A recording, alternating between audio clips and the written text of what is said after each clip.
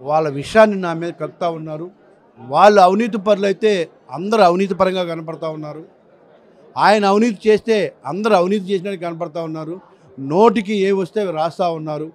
నేను ఒకటే చెప్తా ఉన్నా, మీకు కుటుంబం ఉంది, నీకు ఎలాగ కుటుంబ విలువలు తెలియదులే. ఎందుకంటే చెల్లిని అమ్మని తన్ని తోసినోడివి, చిన్నాన్ని చంపినోడు, మీకు ఆ విలువలు లేవు. అందరూ అలాగ ఉండడం తప్పు. ఒక అవినీతి మచ్చొస్తే ఇవాళ నా కొడుకు అడిగాడు, ఏంటి ఆడి మీ మీద ఇదని. సో మాకు కుటుంబాలు ఉన్నాయి, మీ అంత తెగించి లేము మేము. ఒకటే చెప్తాను, నువ్వు భయపిస్తే భయపడి మేము పిల్లలం కాదు. మాటకి మాట, దెబ్బకి దెబ్బ రెండు ఉంటాయి. నేను చెప్తా ఉన్నా, హెచ్చరిస్తున్నాను. ధనంజయ రెడ్డి, నీకు మళ్ళీ చెప్తా ఉన్నా, నువ్వు మా వ్యక్తిగత జీవితాల మీద కానీ అవినీతి గురించి మాట్లాడాక నువ్వేం మాట్లాడతావు చెప్పు. నీ అవినీతి గురించి నాకు తెలీదా? విప్పాలా గుట్టు ఇప్పితే చచ్చిపోతావు.